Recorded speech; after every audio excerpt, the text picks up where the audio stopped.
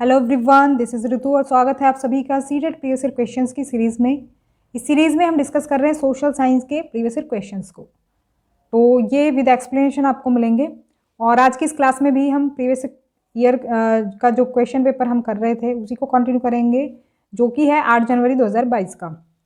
You can also follow me on social media, Facebook page, Insta ID और Telegram channel. Telegram channel को join कर लेंगे तो आपको मेरी क्लास का शेड्यूल भी पता चलता रहेगा, क्योंकि अब लाइव क्लासेस भी शुरू होंगी और किसी दिन अगर क्लास नहीं हो पाती है तो उसकी इन्फॉर्मेशन भी मिल जाया करेगी। तो टेलीग्राम चैनल ज़रूर ज्वाइन करें, जो भी आपको इन्फॉर्मेशन चाहिए उसके लिए, और क्लासेस की भी जानकारी इस पर मिलती रहेगी। क्वेश्चन देख लेते हैं। असर्शन दिया है और रीज़न दिया है, इसका सही ऑप्शन चुनना है आपको। कौन सा सही है? सही ऑप्शन की बात करें तो हो जाएगा option number 1, both A and R are correct. तो असर्शन जो दिया है उसका कारण भी यहाँ पर बिल्कुल करेक्ट है। जैसे कि हम बात करें कि गवर्नमेंट जो है अपने नागरिकों से टैक्स लेती है, कर के रूप में धन एकत्र करती है, तो टैक्स लिया जाता है, ये इसके बारे में हम सभी जानते हैं। इसका कारण दिया है कि टैक्स क्यों लेती है गवर्नमेंट। तो सरकार विशेष रूप से गरीबों को कुछ सेवाएं प्रदान करती है जो उन्हें बाजार से खरीदने का जोखिम नहीं उठा सकते हैं। एग्जाम्पल के तौर पर हम ले सकते हैं स्वास्थ्य देखभाल को या फिर हेल्थ केयर को। तो क्योंकि हेल्थ केयर हर कोई अपने लिए नहीं प्रोवाइड कर सकता, तो गवर्नमेंट वो करती है, जैसे कुछ लोग सक्षम नहीं होते हैं उसमें, तो ये गवर्नमेंट हॉस्पिटल्स जो आप देखते हैं ये गवर्नमेंट ही ये सुविधा प्रोवाइड कराती है, जिसकी वजह से कुछ आपको मुफ्त इलाज मिल जाता है या फिर कुछ कम खर्च पे इलाज मिल जाता है। तो ये सब गवर्नमेंट करती है टैक्स के थ्रू, जो कि वो नागरिकों से ही लेती है। तो असर्शन और रीज़न दोनों ही सही दिया है। और हम बात करें गवर्नमेंट हॉस्पिटल की ही क्यों, गवर्नमेंट स्कूल्स हो गए या फिर पब्लिक प्लेसेस जो भी हैं, जो गवर्नमेंट के जो प्लेसेस हैं वो सभी इसी तरह की ही जगह होती हैं। वहाँ पर आपका अधिकार है, वहाँ पर आप जा सकते हैं बिना किसी रोक टोक के। नेक्स्ट क्वेश्चन देख लेते हैं। कॉल सेंटर क्या है? What are call centres? तो कॉल सेंटर्स होते हैं एक तरह से centralise offices dealing with customers calls. तो आपने भी देखा होगा, आपने भी कभी ना कभी कॉल सेंटर पर कॉल किया होगा। कोई आपका प्रोडक्ट ख़राब हो गया है या फिर आपने प्रोडक्ट खरीदा है वो गलत आ गया है किसी भी तरीके से। अब ऑनलाइन परचेज जो आप करते हैं उसमें भी कॉल सेंटर्स से आपको बात करनी होती है। तो ये एक तरह से सेंट्रलाइज ऑफिसेस होते हैं जो कि कस्टमर्स की कॉल से डील करते हैं। तो यहाँ पर सेकेंड ऑप्शन जो है वो सही हो जाएगा। निम्नलिखित कथनों पर विचार करें और बाजार अर्थव्यवस्था में उनका सही क्रम चुनें। Consider the following statements and choose their correct order in a market economy. तो यहाँ पर देखो, ये ऑर्डर आपको पता होना चाहिए। ये मैंने आपको बाजार नाम के चैप्टर में कराया हुआ है, और अगर आपने नहीं देखा है तो उसको देख लें, पॉलिटी में आपको मिल जाएगा। बाजार नाम का एक चैप्टर है और दूसरा है कि अ शर्ट इन द मार्केट। दोनों चैप्टर्स को कर लेंगे तो बाजार से रिलेटेड, मार्केट से रिलेटेड जो भी पॉइंट्स हैं वो आपके क्लियर हो जाएंगे। तो यहाँ पर सही ऑप्शन होगा सेकंड, ACDB। तो यहाँ पर सबसे पहले तो गिनिंग मिल जो है वो कॉटन को क्लीन करती हैं। कॉटन के अंदर बीज होते हैं जिसको वो निकालती हैं और उसको गोले बनाती हैं। जब कपास खेतों से आती है तो वो गिनिंग मिल में जाती है, जहाँ से कपास को साफ करके फिर क्या करते हैं, फिर नेक्स्ट जो स्टेप होता है वो होता है कि कताई मिल कपास खरीदती है। अब जब कपास साफ हो गई तो उसको क्या करेंगे, हम धागे में कन्वर्ट करेंगे। तो कताई मिल कपास खरीदती है और सूत व्यापारी को सूत बेचती है। जब कताई मिल के पास कपास आती है तो वो सूत बना देती है और सूत को फिर व्यापारियों को बेच देती है। अब व्यापारी क्या करते हैं, व्यापारी उस सूत को बुनकरों को दे देते हैं। बुनकर होते हैं जो कि उससे कपड़ा बनाते हैं, कपड़ा बुनते हैं। अब इसके बाद ऑब्वियस सी बात है, यही स्टेप आ जाएगा कि बुनकर कपड़ा लेकर लौटते हैं, यानी कि जब बुनकर उस कपड़े को बना देते हैं फिर उसको ही, व्यापारी को ही वो कपड़ा वापस दे देते हैं जिस व्यापारी ने उनको सूत दिया था।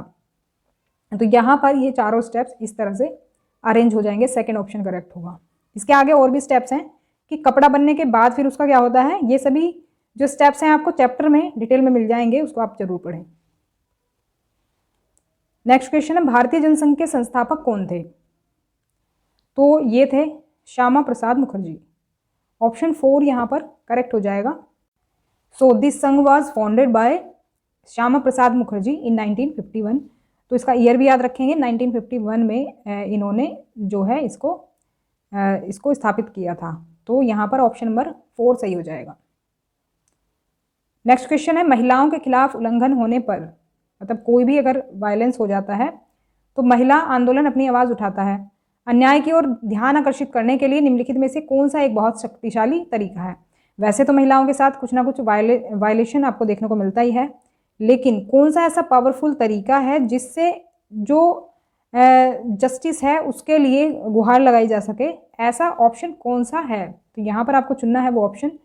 यहाँ पर सबसे जो पावरफुल जो ऑप्शन है वो है पब्लिक रैलीज एंड डेमोन्स्ट्रेशन। तो आपने देखा होगा बहुत बार ऐसे केस हुए हैं, बहुत ही निर्दयतापूर्ण, मतलब कई सारे ऐसे केसेस आए हैं जो कि मतलब लोग उससे जो हमारी कानूनी प्रक्रिया है उससे संतुष्ट नहीं थे, जिसकी वजह से उन्होंने क्या करी, जस्टिस की मांग की। तो उसके लिए उन्होंने पब्लिक रैलीज़ की। रैलीज़ में वो ग्रुप में जाते हैं बहुत सारे लोग और रोड जाम कर देते हैं, बहुत सारी ऐसी चीज़ें हैं वो करते हैं, जिसकी वजह से क्या होता है, गवर्नमेंट की नज़रों में वो चीज़ आती है और उस पर फिर तुरंत एक्शन लिया जाता है, मतलब अटेंशन फिर उसमें उस चीज़ में मिलती है।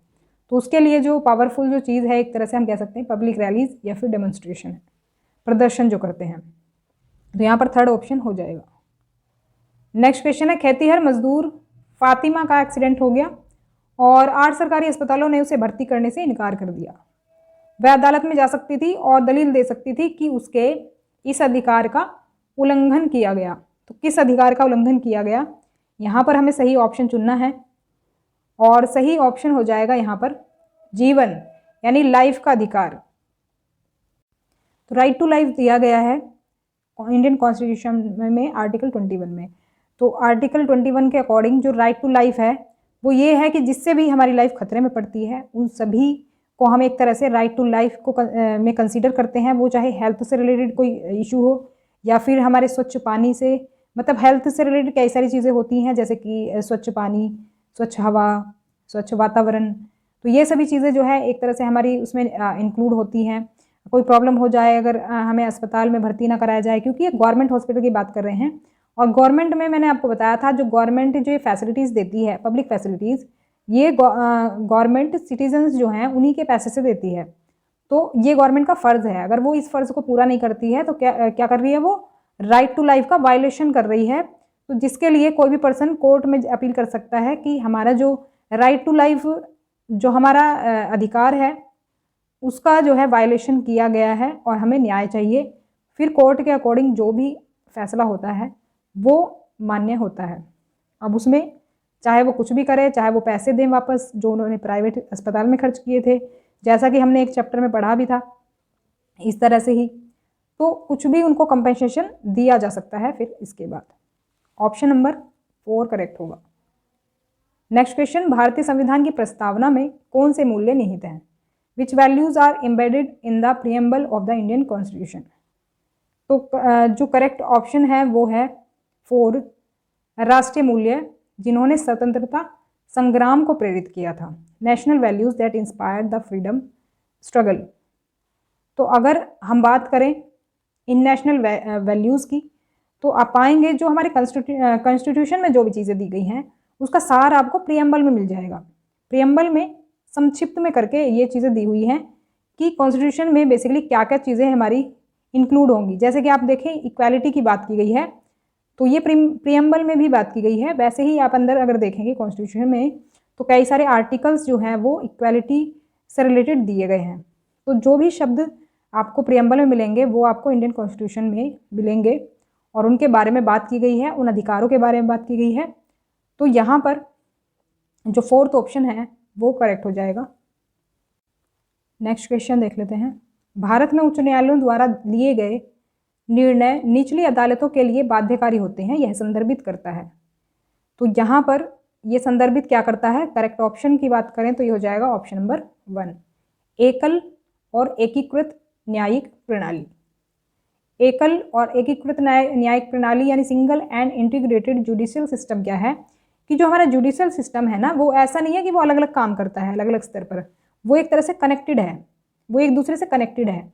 अगर निचली अदालत में कोई फैसला सही नहीं सुनाया जाता है, कोई त्रुटि रह जाती है, कोई मतलब मिस्टेक रह जाती है तो वो ऊपर की जो अदालत है आप उसमें जा सकते हैं। अगर आप निचली अदालत के फैसले से संतुष्ट नहीं हैं तो आप ऊपरी अदालत में अपील कर सकते हैं और ऊपरी अदालत में भी जैसे कि हमारी जो निचली अदालत जैसे डिस्ट्रिक्ट कोर्ट होती है, डिस्ट्रिक्ट के बाद फिर स्टेट कोर्ट होती हैं, उसके बाद फिर सुप्रीम कोर्ट होती है। तो आप इस तरह से जो कोर्ट वाइज जो स्टेप बाय स्टेप आप अपील कर सकते हैं। अगर आप संतुष्ट नहीं हैं कोर्ट के डिसीजन से तो जो सुप्रीम कोर्ट है वहाँ तक आप अपील कर सकते हैं। और सुप्रीम कोर्ट भी यहाँ तक कि कभी कभी सुप्रीम कोर्ट से भी कुछ चीज़ों में हो जाती है कि मिस्टेक हो जाती है, तो वो अपना फैसला भी वो कभी कभी चेंज करने पर मजबूर हो जाते हैं जब उसमें भी कोई त्रुटि मिलती है।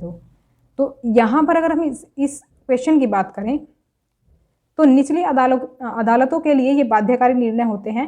मान लो निचली अदालत से फैसले से वो खुश नहीं है, जो भी पर्सन अपील करता है ऊपरी अदालत में, और फिर ऊपरी अदालत ने उसके विरोध में कुछ मतलब उससे अपोजिट कुछ फैसला सुना दिया, तो वो निचली अदालत को मानना पड़ेगा। तो इसी बात को ये कहता है।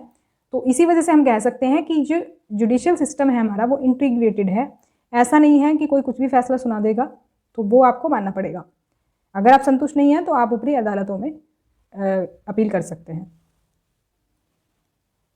नेक्स्ट क्वेश्चन है, सुप्रीम कोर्ट के आदेश के परिणाम स्वरूप दिल्ली जैसे शहरों में वायु प्रदूषण में कमी आई है। तो सुप्रीम कोर्ट का कौन सा आदेश था वो हमें बताना है। यहाँ पर ऑप्शन सेकंड सही हो जाएगा, डीजल का उपयोग करने वाले सभी सार्वजनिक परिवहन वाहनों को कंप्रेस्ड नेचुरल गैस पर स्विच करना। तो सुप्रीम कोर्ट ने कहा था कि जो डीजल का जो यूज़ करते हैं जो व्हीकल, उनको हम किस पे स्विच कर सकते हैं, सीएनजी पर स्विच कर सकते हैं, क्योंकि सीएनजी से पॉल्यूशन नहीं होता है जितना कि डीजल से होता है। तो इस वजह से क्या हुआ है, जब ज़्यादातर जो व्हीकल हैं वो सीएनजी पर स्विच हो गए, सीएनजी से चलने लगे, तो वायु प्रदूषण में कमी आई है।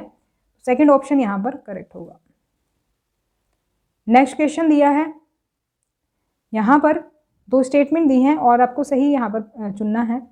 सही ऑप्शन की बात करें तो हो जाएगा option number first, A and B are correct. देखो मैं एकदम इसमें बोलती हूँ आंसर, उसका रीज़न ये है, ये रिकॉर्डेड क्लास है और इसमें आप पॉज करके आंसर कर सकते हैं।